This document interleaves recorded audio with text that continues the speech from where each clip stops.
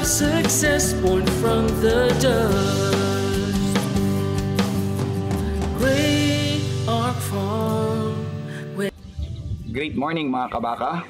Ito po muli si Arnel Corpus mula po dito sa Great Ark Farm. Bumabati po sa inyo ng isang magandang umaga at nawa po nasa mabuti kayong kalagayan.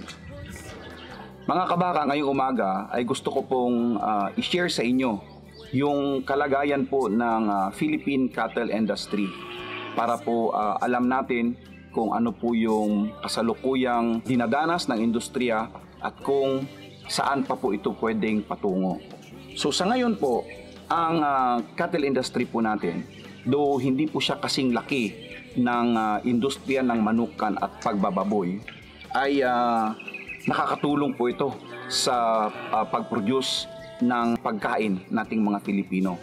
Lalong-lalo na po nga ngayon na yung industriya ng baboy at manok ay may mga problema sila when it comes sa sakit. So, ang cattle industry po ay nakakatulong po ito sa food security ng bansa natin.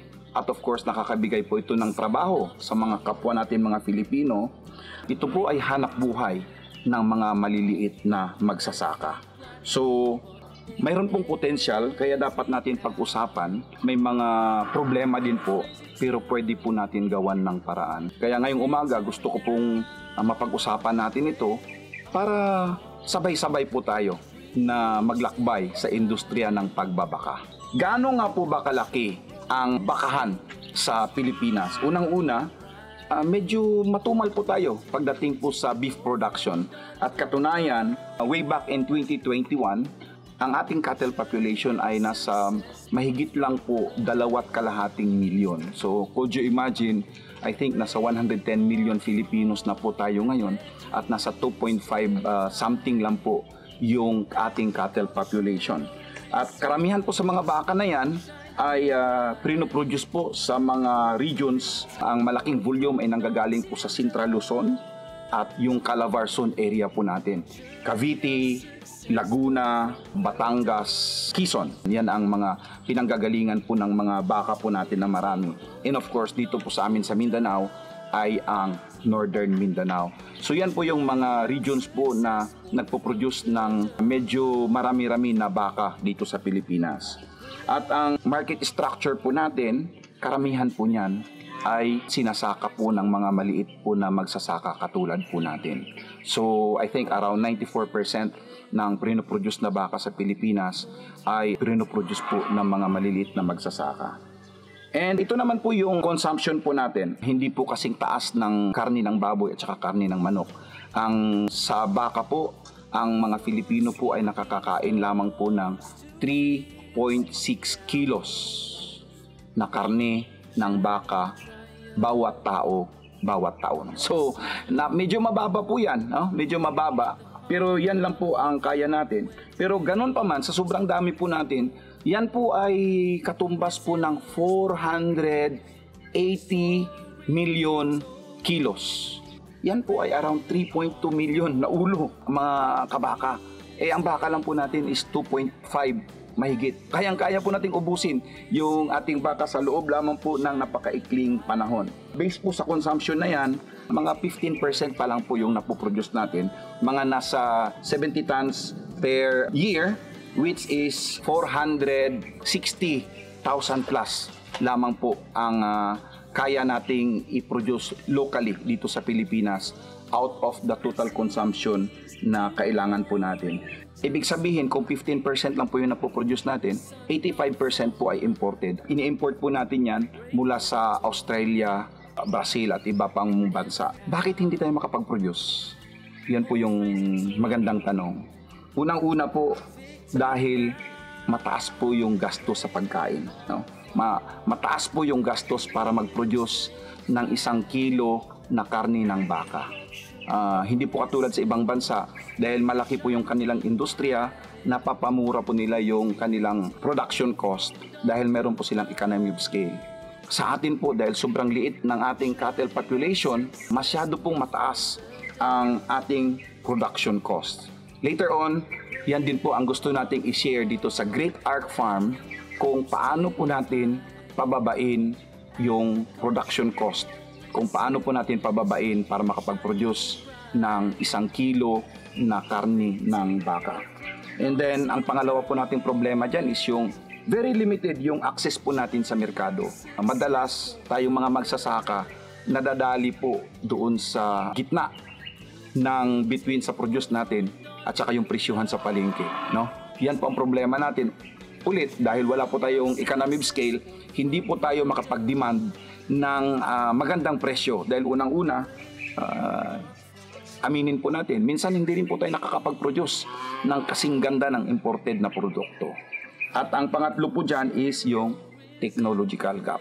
Tulad nga ng sabi ko, hindi tayo nakakaproduce ng magandang uri ng produkto na consistent. Yung para bang Chicken Joy ng Jollibee.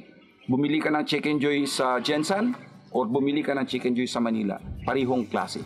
Yun po yung wala sa beef industry po natin. At tingin ko yan din po yung wala kahit po sa hog industry. So hindi po tayo nakakaproduce ng uniform na produkto or consistent na produkto na makakapag-compete po tayo sa mga pinoproduce po ng ibang bansa. And of course, dahil dyan ay mayroon din po tayong mga opportunities. Number one is government support. Andiyan dyan naman ang Department of Agriculture na pwedeng tumulong. Kanya lang siguro kailangan talaga natin i-communicate ano ba yung ating mga kailangan para matulungan po tayo ng gobyerno. So tayo po ay umaasa pa rin. Sana marinig po ni DE Secretary itong video na to at pwede po tayong imbitahan para umupo, para matulungan po natin sila kasi iba rin po yung katulad po natin, modesty aside. 30 years na po ako sa pagbabaka, local at saka abroad. No? 11 years nga po sa Australia. At alam na po natin kung ano po yung pwede natin gawin, ma-improve po natin yung industriya ng pagbabaka. At hindi lang po yan, pati po yung kabuuan ng ruminant industry po natin. Meron po tayong export potential. Alam niyo po, ang Pilipinas ay very strategic when it comes to location. Malapit po tayo sa Indonesia, Malaysia, Singapore, Hong Kong. Napakalapit po natin in other countries na willing magbayad. Kanya lang po, wala po tayong pwedeng ibenta. At kung mayroon man, hindi pa po tayo makakatapat sa quality ng ibang bansa. Kaya mayroon po tayong export potential. Kanya lang, kailangan pa nating trabahuin. At ang pangatlo, of course, ay ang pag-promote ng integrated farming. Hindi na po pwede yung mga baka natin ay tinatali lang po natin dyan sa mga damuhan kung saan mayroong space. Hindi po natin inaabunuhan yung ating mga damo. At ang problema po niyan, sobrang bagal bago natin makatay yung ating baka. No? Sana, ang pangarap ko, maximum 2 years. Makaka-recover na po tayo ng mga 250 kilos na karkas at makatay po natin yung ating baka sa tamang edad. Dahil po dyan, makaka-create po tayo ng consistent, malambot, no? mataba no? na uri ng karne. No? So kaya andyan po yung mga opportunity. So ano po yung mga pwede po natin gawin para po marating natin tong ating mga pangarap? Number one is, of course, genetics. Marami pa rin po tayong mga genetics na kailangan po nating i-improve. No? Dito po sa Pilipinas, dahil sa tropical countries, ang pinaka-ideal po lagi ay kalahati ang Brahman. So may mga European breed po tayo na pwede nating dalhin sa Pilipinas at i-crossbreed po natin sa Brahman para gumanda po yung lahi ng ating mga baka, mas mabilis lumaki, maganda ang karne. And then, infrastructure development.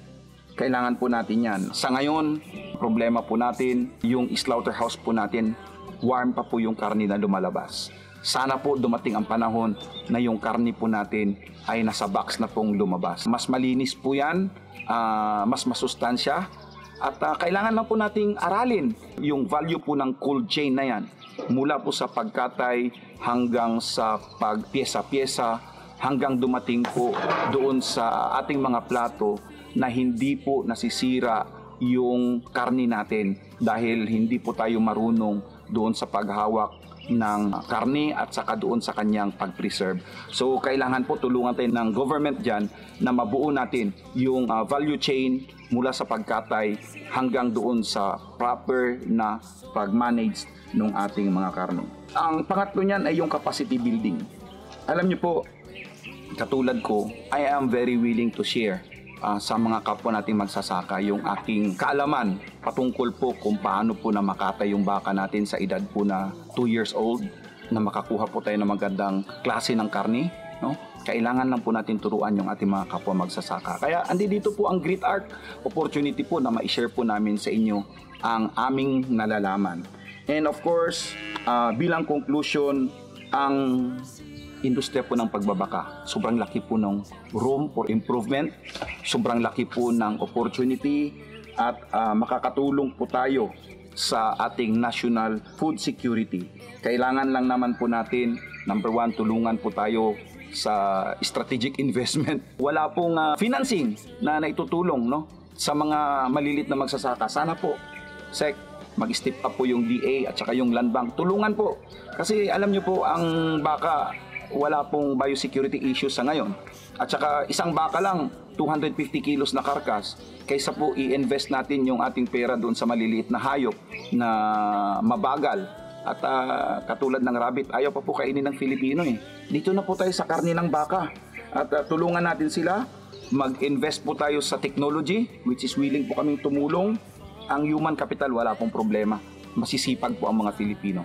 Kailangan lang po tutulungan din po tayo, hindi lamang sa technology but pati na rin po sa financing para po mapaangat po natin ang industriya ng pagbabaka sa Pilipinas. So yan lamang po. Sa muli, ito po si Kabakang Arnel Corpos mula po dito sa Great Arc Farm. Tulungan niyo po kami na mapaabot itong mensahe na to sa mga kapwa natin magsasaka, OFW at mga mag-aaral, at para po umungat ang industriya ng pagbabaka.